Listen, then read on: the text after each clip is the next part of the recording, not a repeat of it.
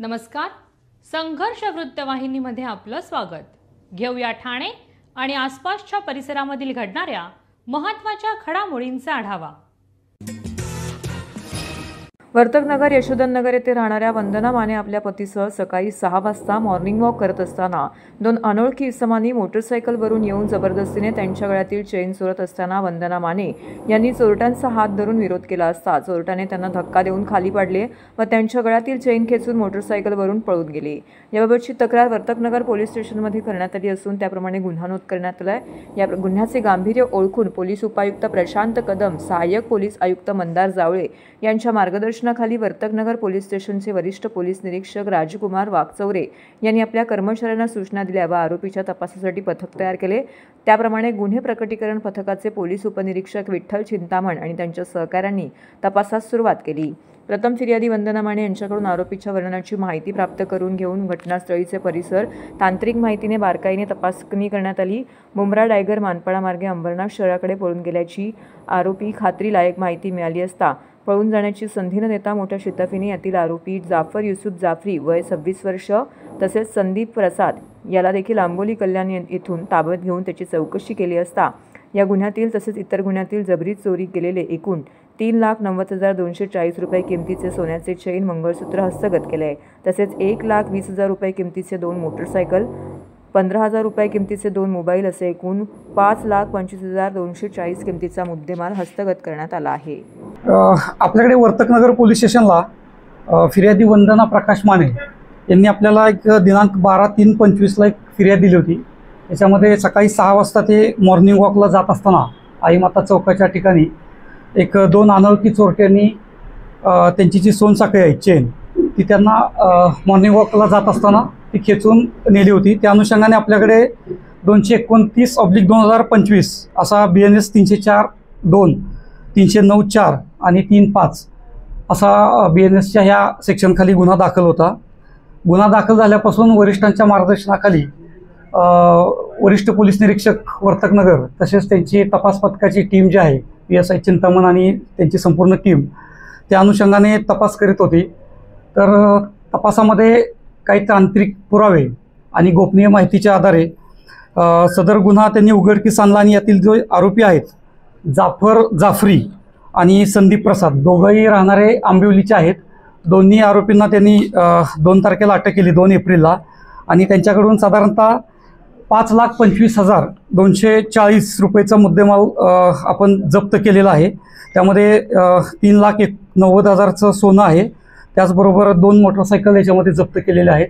त्याचबरोबर 2 mobile phone देखील यामध्ये जप्त केलेले आहेत. आता सदर आरोपींच्याकडे आपण अधिक चौकशी केली असता त्यांच्याकडून जवळजवळ 8 गुन्हे उघडकीस आलेले आहेत. त्याच्यामध्ये वर्तकनगरचे 4 गुन्हे आहेत, चितसर पोलीस स्टेशनचा 1 गुन्हा आहे, कळवा, नवघर आणि खडकपाडा पोलीस स्टेशन असे 8 गुन्हे त्यांच्याकडून उघडकीस आलेले आहेत.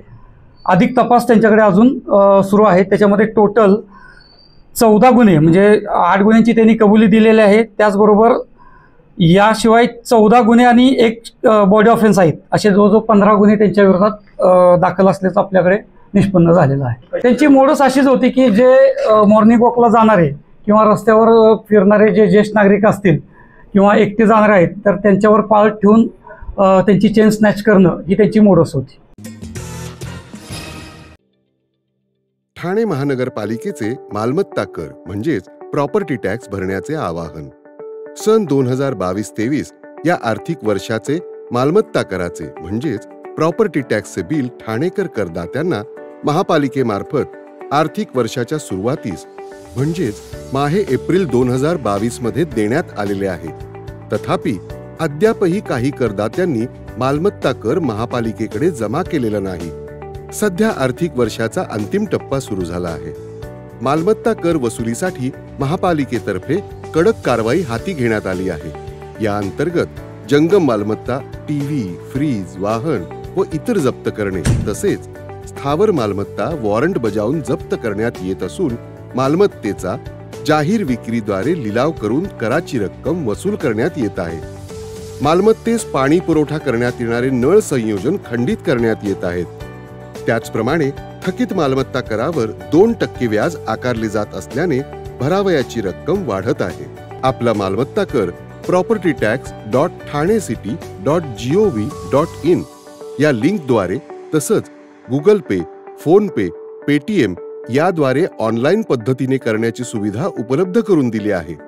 शनिवार, रविवार व सार्वजनिक सुट्टीच्या दिवशी नागरिकांना मालमत्ता कर भरणे सोयीचे व्हावे याकरता महापालिकेचे मालमत्ता कर संलग्न कार्यालय या दिवशी कार्यान्वित ठेवण्यात आलेले आहे.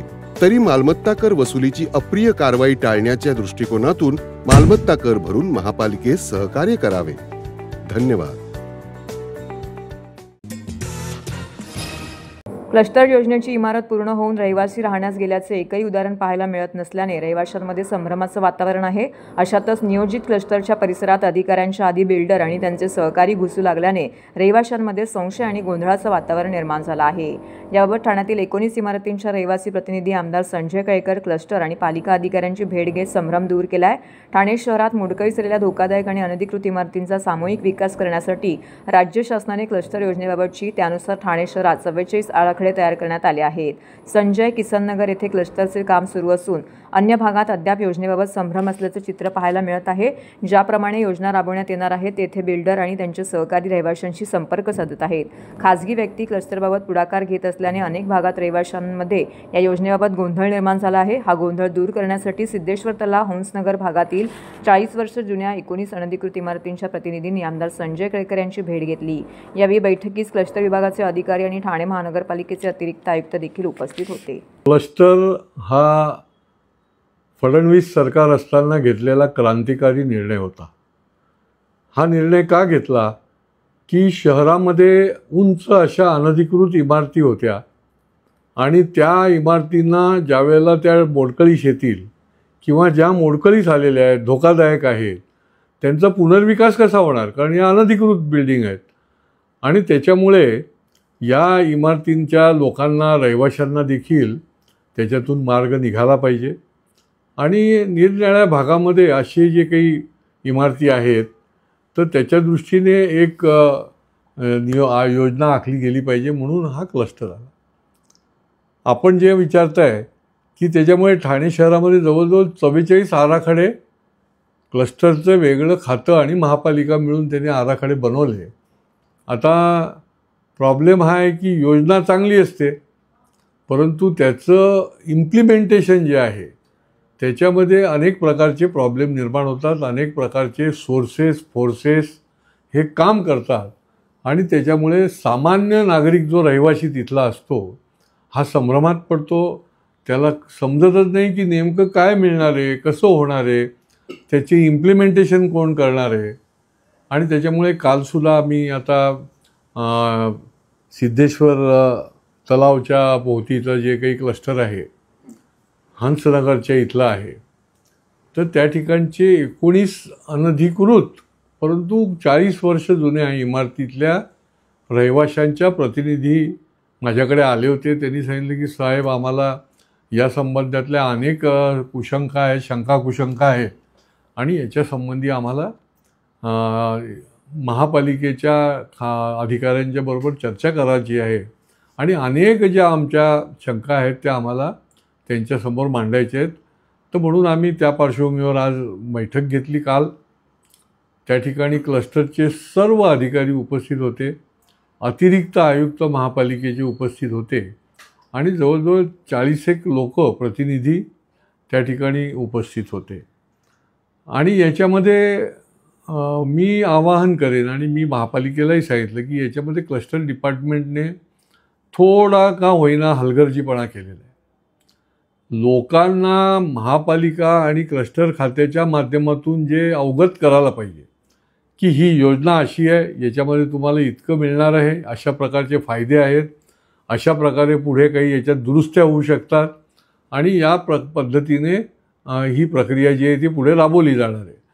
तर हे न होता डायरेक्ट बिल्डर या आराखडे जे चालले आहेत त्या ठिकाणी बिल्डर आणि त्याचे सहकारी हे त्याच्यामध्ये घुसल्यामुळे लोकांमध्ये संभ्रम निर्माण झाला आणि होतो. कारण की हे जे सांगतायत त्याला अधिकृतता नसते आणि जेव्हा खात्याचे डिपार्टमेंटचे लोक स्वतः त्याच्यामध्ये लोकांना सांगतात तर त्याला एक अधिकृतता असते, विश्वसनीयता असते आणि त्याच्यामुळे सगळा जो गोंधळ होता तो आता काल तर त्यांना सगळ्या प्रश्नांची उत्तरं जी आहेत ती त्या ठिकाणी मिळाली. क्लस्टर डिपार्टमेंट देखील पुढच्या काळामध्ये परिपत्रक, फोल्डर की ज्याच्यामध्ये सगळी कायदेशीर माहिती असेल आणि प्रत्यक्ष त्या ठिकाणी जाऊन त्यांनी मिटिंगा घ्यायला पाहिजे. हे डिपार्टमेंटच्या लोकांनी करायला पाहिजे, बिल्डरने करता कामा नये. बिल्डरच्या प्रतिनिधी जे करतायत तर त्यांचा रोल जो आहे तो नंतर आहे. मुळामध्ये हेच त्यांना सगळं समजावणं हा पहिलं आहे. आणि त्याच्यामुळे मी महापालिकेला स्पष्टपणे सांगितलं की हे जर तुम्हाला सुरळीत करायचं असेल तर लोकांमधला संभ्रम दूर करा, लोकांना योग्य पद्धतीने मार्गदर्शन ठेवा. आणि आम्ही तर मीटिंग संपताना हे देखील त्या ठिकाणी जाहीर केलं की ज्या ज्या माणसाला, व्यक्ती अथवा समूह, तर त्यांनी डेसिग्नेटेड अधिकारी देखील त्या ठिकाणी नेमलेत की कधीही त्यांना जाऊन ते विचारू शकतात आणि त्यांचा संभ्रम दूर करू शकतात. वर्तकनगर पोलीस स्टेशन परिसरात गहाळ झालेले 25 मोबाईल फोन नागरिकांना सुपूर्द करण्यात आलेले आहेत. वर्तकनगर पोलीस स्टेशन कार्यक्षेत्रात दररोज गहाळ होणारे मोबाईल प्राप्त तक्रारी होत होत्या. त्यानुसार पोलीस ठाणे येथे प्रॉपर्टी मिसिंग देखील दाखल केली होती. मागील काही दिवसांमध्ये याचं प्रमाण वाढल्याने वरिष्ठ पोलीस निरीक्षक वर्तकनगर पोलीस स्टेशन यांच्या आदेशाने गुन्हे प्रकटीकरणाच्या पथकाचे पोलीस उपनिरीक्षक विठ्ठल जे चिंतामण व पोलीस शिपाई नानासाहेब नांगरे यांनी CIR पोर्टलवर तांत्रिक विश्लेषणाच्या आधारे मोबाईलची माहिती प्राप्त करून जास्तीत जास्त मोबाईलचा शोध घेऊन ते प्राप्त करण्याचे आदेश दिल्याने 20 फेब्रुवारी 2025 ते आजपर्यंत Vartaknagar police station property missing दाखलमधील गहाळ मोबाईल पोर्टलच्या आधारे शोधून काढून ठाणे, मुंबई, गुजरात, उत्तर प्रदेश, बिहार, दिल्ली, आसाम, तामिळनाडू इतर राज्यातून एकूण 10,50,000 रुपये किमतीचा वेगवेगळ्या कंपनीचे तब्बल 35 मोबाईल प्राप्त करून वरिष्ठांच्या हातून तक्रारदार नागरिकांना सुपूर्द करण्यात आले. सदरची कामगिरी वर्तकनगर पोलीस स्टेशनचे वरिष्ठ पोलीस निरीक्षक राजकुमार वाघचौरे यांच्या मार्गदर्शनाखाली पोलीस निरीक्षक मल्हारी कोकरे यांच्या सूचनेप्रमाणे तपास पथकाचे पोलीस उपनिरीक्षक विठ्ठल चिंतामणी नागरे यांनी केली आहे. ठाणे बोरिवली टनेल प्रकल्पाला आमचा विरोध नाही, मात्र आमच्या सोसायटीचा अप्रोच रस्ता हा पूर्वीप्रमाणे युनी ॲबेक्स कंपनीमार्फत ठेवण्यात यावा, टोलनाका पुढे हलवण्यात यावा आणि वृक्षांची कत्तल थांबवण्यात यावी अशी मागणी MMRDAच्या वतीने लावण्यात आलेल्या बैठकीमध्ये रहिवाशांनी केली आहे. त्यानुसार आता प्रत्येक सोसायटीमधील सदस्य एकत्र येऊन एक कमिटी तयार करण्यात यावी. त्या कमिटीच्या माध्यमातून MMRDAच्या वरिष्ठ अधिकाऱ्यांपर्यंत म्हणणे पोहोचवा अशी सूचना खासदार नरेश म्हस्के यांनी बैठकीत दिली आहे. तसेच रहिवाशांनी केलेल्या मागणीनुसार त्यावर उपाययोजना करण्याची सूचनाही यावेळी दिल्या आहेत. ठाणे बोरिवली टनेलचे काम गेल्या काही महिन्यांपासून सुरू झालं आहे. हा मार्ग संजय गांधी राष्ट्रीय उद्यानातील डोंगराखालून काढण्यात येणार असून त्याचा एक टोक ठाण्यातील मानपाडा येथील मुल्लाबाग भागामध्ये निघणार आहे. या ठिकाणी सुमारे 12,000 अधिक नागरिक राहत आहेत. परंतु येथील रहिवाशांनी केलेल्या आंदोलनानंतर शनिवारी स्थानिक रहिवासी MMRDAचे अधिकारी, ठेकेदार आणि खासदार नरेश म्हस्के यांच्या उपस्थितीत एक बैठक घेण्यात आली. यावेळी MMRDAच्या वतीने प्रकल्पाचे सादरीकरण करण्यात आले. त्यात देखील रहिवाशांच्या मागणीनुसार टनेलचे काम हे 92 मीटर पुढे सरकवण्यात आल्याचा दावा MMRDAचे मुख्य कार्यकारी अधिकारी विशाल जांभळे यांनी दिला आहे. तसेच 2,500 मीटरपर्यंत हरितपट्टा नष्ट झाला असला तरी टनेलच्या वरील बाजूस 2 टप्प्यात 5,300 मीटर हरितपट्टा विकसित केले जाणार असल्याचं सांगितलं आहे. रहिवाशांनी त्यांच्या आवारामध्ये वृक्ष लागवड करण्यास सांगितल्यास त्या ठिकाणी देखील वृक्ष लागवड केली जाणार असल्याची माहिती यावेळी खासदार नरेश म्हस्के यांनी दिली आहे. टनेलच्या विषयी कुठलाही विरोध नाहीये. त्यांच्या सोसायट्यांसमोरचा जो रस्ता आहे तो रस्ता कुठेतरी संपुष्टात येणार आहे. त्यांना खूप त्याचा त्रास होणार आहे. त्याचा जो एंट्री पॉइंट आहे जो अंडरग्राउंड हा विषय आहे. लोकांमध्ये चुकीच्या पद्धतीने टनलला कुणाचाही विरोध नाहीये. विरोध आहे तो जो समोरचा जो त्याला जो जॉईंट होणार रस्ता कुठून स्टार्ट होणार अप्रोच रोडचा जो विषय आहे त्याविषयी आम्ही चर्चा करतोय. आता या ठिकाणी बैठक झालेली आहे. नागरिकांनी काही मार्ग सुचवलेले आहेत. ते मार्ग त्या अधिकाऱ्यांना आम्ही इम्प्लिमेंटच्या दृष्टीने त्यांना निर्देश दिलेले आहेत. IIT असेल, त्यांचे काही एक्सपर्ट्स असेल, त्यांच्याशी चर्चा करून हा निर्णय घेण्याचा आम्ही प्रामाणिकपणे प्रयत्न करतोय. टनलला कुणाचाही विरोध नाही, अप्रोच रोडला विरोध आहे. शेवटी बघा हजारो लाखो लोकांचा फायदा होणार आहे, परंतु त्या ठिकाणी राहणाऱ्या लोकांना सुद्धा अडचणी निर्माण होऊ नये, त्यांचं सुद्धा जनजीवन जगणं आहे ते मुश्किल होऊ नये हे त्यांचं म्हणणं आहे आणि ते म्हणणं रास्त आहे. रस्त्यामध्ये येणारे काही जे वृक्ष आहे त्याचं रिप्लांटेशन सुरुवातीच्या काळामध्ये चुकीच्या पद्धतीने चाललंय, लक्ष दिलं नव्हतं. पण मार्चमध्ये आमची यावरती बैठक झाली. त्यानुसार ज्या ठिकाणी MMRDA वृक्षारोपण करणार आहे त्या व्यतिरिक्त जर या ठिकाणी असणाऱ्या आजूबाजूच्या सोसायटीज आहेत त्यांनी जर परवानगी दिली, त्यांनी जर जागा उपलब्ध करून दिली तर ते सगळे वृक्ष त्या सोसायट्यांमध्ये रिप्लांट MMRDA स्वतःच्या खर्चाने करेल. एका वृक्षाला काहीतरी रिप्लांट करायला किती खर्च येतो, जो काही येतो रिप्लांट सुद्धा, म्हणजे त्या ठिकाणी नवीन प्लांटेशन, त्याचबरोबर ते काढलेले वृक्ष पुन्हा त्या सोसायट्यांमध्ये आजूबाजूच्या सुद्धा ते लावून देणार आहेत. त्यासाठी त्यांनी परवानगी दिलेली आहे.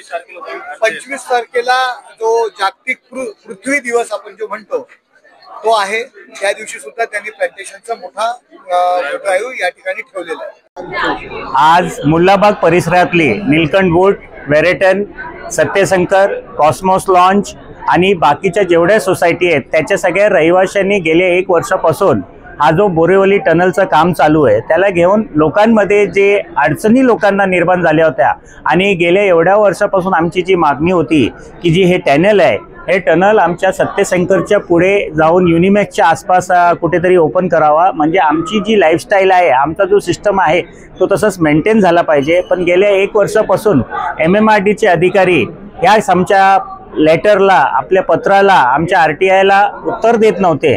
म्हणून गेले शनिवारी इथल्या सगळ्या स्थानिक रहिवाशांनी प्रोटेस्ट मोर्चा काढला होता आणि त्याच्यानंतर बऱ्याचशा न्यूजपेपर आणि सगळ्या गोष्टी, सगळ्या बातम्या गेल्या आणि त्याच्यानंतर कुठेतरी MMRDA थोडंसं ॲक्टिव्ह मोड पण आला आणि गेले 15 तारखेला त्यांनी एक मीटिंग ऑर्गनाईज केली होती. बट काही कारणांनी त्यांना ती मीटिंग करता आली नाही.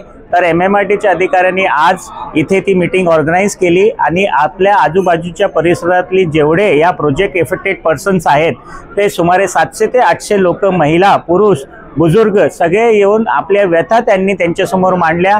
आमचे माननीय खासदार नरेशजी मस्के स्वतः या मीटिंगला आले होते आणि गेल्या 1 वर्षापासून तेही पाठपुरावा करत होते आणि आज त्यांच्या अध्यक्षतेमध्ये एक चांगली मीटिंग झाली आणि आज या मीटिंगमध्ये ठरलं की जे सोसायटीचे कोर कमिटीची लोक आहेत त्यांनी जो प्रपोजल त्यांच्या पुढे मांडलेला आहे ते MMRDचे अधिकारी आणि पुढच्या वीकला संजय मुखर्जी जे कमिशनर आहेत MMRD त्यांची एक जॉईंट मीटिंग करून आमच्या ज्या मागण्या आहेत ते पूर्णरूपी कसे साकार करता येईल त्याच्यावर चर्चा होणार आहे.